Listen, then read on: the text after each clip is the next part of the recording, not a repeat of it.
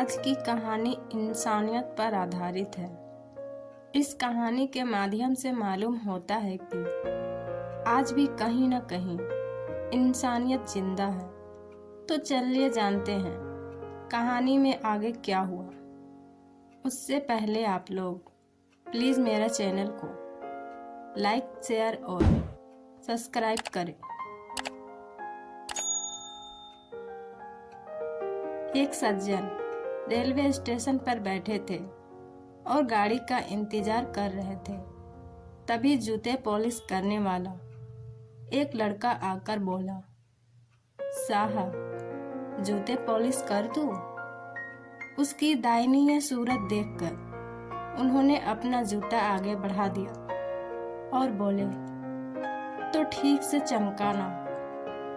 लड़का ने काम तो शुरू किया, परंतु अन्य लोगों की तरह उसमें फुर्ती नहीं थी।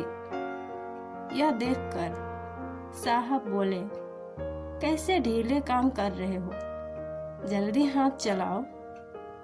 यह सुनकर वह लड़का मौन रहा। इतने में एक दूसरा लड़का आया। उसने इस लड़के को तुरंत हटाया और स्वयं फटाफट काम में जुट गया। पहले वाला गूंगे की तरह एक और खड़ा हुआ था और दूसरे लड़के ने साहब के जूते चमका दिए।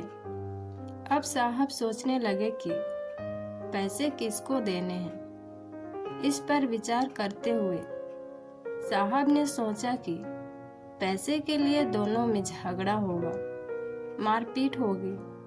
फिर उन्होंने तय किया कि जिसने काम किया है उसको ही पैसा देना चाहिए। इसलिए उन्होंने बाद में आने वाले लड़के को पैसे दे दिए और उस लड़के ने पैसे लिए और पहले वाले लड़के की हथेली पर रखे, प्रेम से उसकी पीठ थपथपाई और चल दिया। यह सब देखकर साहब ने उस लड़के को तुरंत वापस बुलाया और पूछा कि यह क्या चक्कर है। लड़का बोला, साहब यह 3 महीने पहले चलती ट्रेन से गिर गया था। इसके हाथ पैर में बहुत चोट लगी थी, लेकिन यह बच गया। विधि माँ और बहन का क्या होगा, यह सोचकर वह बूट पॉलिश का काम करता है। बहुत स्वाभिमानी है, इसलिए किसी से भीख नहीं मांगता।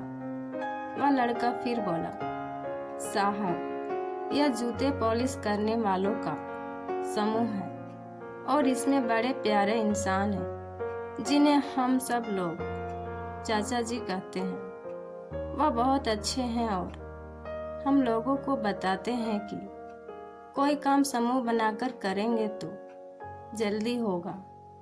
इस लड़के के साथ हुए हादसे के बाद उन्होंने कहा कि यह अब पहले की तरह सही से काम नहीं कर पाएगा, तो यह हमारे लिए अपने साथी के प्रति त्याग भावना, स्नेह, सहानुभूति और एकता का भाव प्रकट करने का एक अवसर है।